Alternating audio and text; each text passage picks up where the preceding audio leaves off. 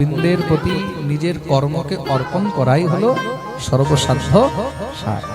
ভগবান বলেছেন না, গীতায় অর্জুনকে বলছেন, ইয়ৎ করোসি যদশ্নাসি যজ্জুহোসি তদাসি ইয়ৎ তপস্যসি কৌন্তেয় তৎকুরুষ্ব মদর্পণম। তুমি যা কিছু করছো, তুমি যাই কাজ করো না কেন, তুমি খাবার খাচ্ছ, আমাকে অর্পণ করে খাও। খাবার খাচ্ছ, আগে আমাকে ভোগ লাগাও। ইয়ৎ করোসি যদশ্নাসি যজ্জুহোসি তদাসি। তুমি তপস্যা করছো, সেটাও আমাকে অর্পণ করো। ভজন করছো, সেটাও আমাকে অর্পণ করো। আমি জব করছি, জব কিসের জন্য? বলে প্রভু আমার এই হয়ে যাক, ওই হয়ে যাক, সেই হয়ে যাক। বলেন না, তাহলে বলে অনেন জপ কর্মণা শ্রী রাধা গোবিন্দ প্রিয়ন্তাম নমঃ। আমার রাধা গোবিন্দ যেন প্রসন্ন থাকে, আমার রাধা গোবিন্দ যেন প্রসন্ন থাকে, তাদের প্রীতির জন্য আমি জপ গোবিন্দকে অর্পণ করলাম, আমার ঠাকুর যেন খুশি। আমাদেরকে এটা শেখানো হয়েছে গুরু পরম্পরার মধ্যে, খুব মন দিয়ে শুনবে কিন্তু।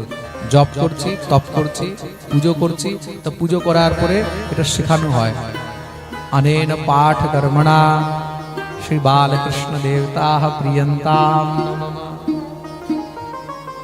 অনেন কৃতেন হোম কর্মণা শ্রী যজ্ঞ দেবতা প্রিয়ন্তাম নমঃ। শ্রী গুরুদেবতা প্রিয়তাম নমঃ। নিজের গুরুর চরণে অর্পণ করা, গোবিন্দের চরণে অর্পণ করা, আমার গুরুদেব যেন ভালো থাকে। হে প্রভু, আমার আয়ু, আমার সব যেন আমার গুরুদেব পায়, যেন আমার গোবিন্দ পায়। গুরু গোবিন্দের চরণে অর্পণ করা, প্রেম সে বলো, এটা হলো নিয়ম। এটাকে কি বলা হয়েছে? কৃষ্ণের প্রতি সমর্পণ, কৃষ্ণের প্রতি অর্পণ। নিজের সৎকর্ম গোবিন্দকে অর্পণ করলে কি হয়? তখন ভগবান তাকে টেনে নিজের কাছে তুলে। স্বধর্ম আচরণেই বিষ্ণু ভক্তি হয়, মানে সাধ্য মানে গোবিন্দ মানে বিষ্ণু, তাকে পাওয়ার রাস্তা। তা কি প্রথম বললেন? স্বধর্ম আচরণে। ভগবান গীতায় বলেছেন না, নিজের ধর্মকে আচরণ করো, ধর্মম ধারয়তি।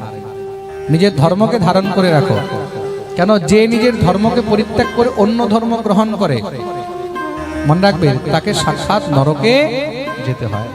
কিন্তু কেউ যদি নিজের ধর্মকে ধারণ করে রাখে, ধর্মকে ধরে রাখে, তাহলে সে অনেক সহজে আমাকে পায়। প্রেম সে বলো, তার জন্য স্বধর্ম আচরণ। স্বধর্মে নিধনম শ্রেয় পরধর্ম ভয়াবহ। স্বধর্ম ধারণ করে রাখবে। স্বধর্ম মানে কি? নিজ ধর্ম। স্বধর্ম মানে নিজ ধর্ম। কেউ যদি নিজের ধর্ম পরিত্যাগ করে দিয়ে পরধর্ম গ্রহণ করে, তখন তাকে নরকে যেতে হয়। তার জন্য কখনো নিজ ধর্ম ত্যাগ করিতে নেই। স্ত্রী নিজের ধর্ম পালন করবে, স্ত্রী ধর্ম। স্ত্রী ধর্ম কি? স্ত্রীর একমাত্র ধর্ম হলো স্বামীর সেবা। প্রেম সে বলো।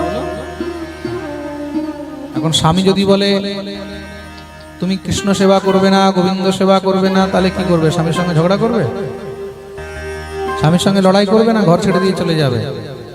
বলে স্বামী যদি বলছে যে করবে না, সেটাও মেনে নেবে। প্রেম সে বলো। কেন?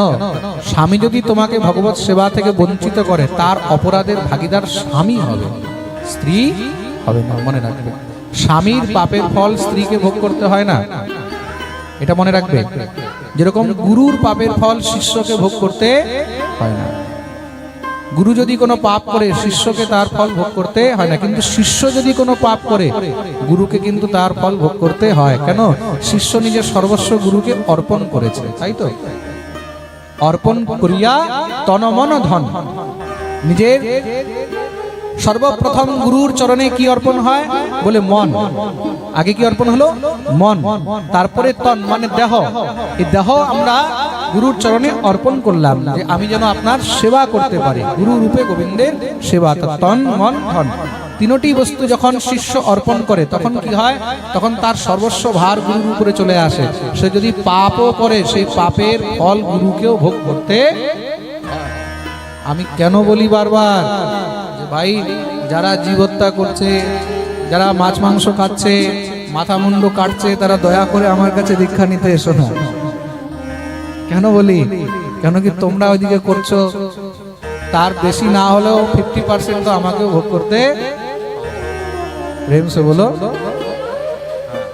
এমনিতে শাস্ত্রের মধ্যে দশাংশ লেখা রয়েছে, তো মন দিয়ে শুনবে। স্ত্রী যা পাপ করে তার দশাংশ স্বামীকে ভোগ করতে হয়, তদ্রূপ শিষ্য যা পাপ করে তার দশাংশ গুরুকে ভোগ করতে হয়। আর কলিযুগে ডাবল হয়। কলিযুগে কত? ডাবল। তার দশাংশের ডাবল মানে 20 অংশ, মানে 20% গুরুকেও ভোগ করতে হয়। প্রেম সে বলো। এটা আমার কথা নয়, এটা শাস্ত্রের বাক্য। তার জন্য স্বধর্ম আচরণ। স্বামী যদি বলছে যে না করবে না, আচ্ছা ঠিক আছে করবে না, মনে মনে করো ঠাকুর। ঠাকুর সেবা মনে মনেও করা যায়, এই জিনিস মনে রাখবে। তদ্রূপ ব্রাহ্মণ নিজের ধর্মকে পালন করবে, বৈশ্য নিজের ধর্মকে পালন করবে, ক্ষত্রিয় নিজের ধর্মকে পালন করবে, শূদ্র নিজের ধর্মকে পালন করবে, সনাতনী হিন্দু নিজের ধর্মকে পালন করবে। যে যেমন আছে সে নিজের নিজের ধর্মকে পালন করবে। বর্ণাশ্রমাচরবতা পুরুষেণ পরঃ পুমাन् বিষ্ণুর আরাধ্যতে পন্থা নানাস্তোষকারণম। বিষ্ণু পুরাণে ভগবান এই কথাকে আরো খুলে বলে দিয়েছেন। তার জন্য বর্ণাশ্রম বিভাগ বানানো হয়েছে। তার জন্য বর্ণাশ্রম বিভাগ বানানো হয়েছে। আপনি মনে করবেন যে মুখার্জি বাবু যদি এখন জুতো বিক্রি করছে, জুতো বিক্রি করা তো মুখার্জি বাবুর কাজ নয়। কাজ কি? তার মানে কি সে নিজের ধর্ম ত্যাগ করে দিয়ে পরধর্ম গ্রহণ করেছে, সে উদর পোষণ করছে, কিন্তু মনে রাখবে সে কোনো পুণ্য করতে পারছে না। কিন্তু মুখার্জি বাবু, ব্যানার্জি বাবু সে যদি যজ্ঞ করছে, সে যদি পৌরোহিত্য কর্ম করছে, সে যদি ভজন নাও করে, সাধন নাও করে, শুধু স্বধর্মে রয়েছে, নিজের ধর্মকে পালন করছে, যজন যাজন করছে, বলে তাতেই সে ভগবত প্রাপ্তি করবে। তাকে আর কিছু করার দরকার নেই। স্বধর্ম আচরণে বিষ্ণু ভক্তি হয়, তাতেই ভগবানকে পাওয়া যায়। শুধু নিজের ধর্মকে পালন করে, স্বামীর সেবা করেও স্ত্রী ভগবানকে পেয়ে যায়, অন্য কিছু করার দরকার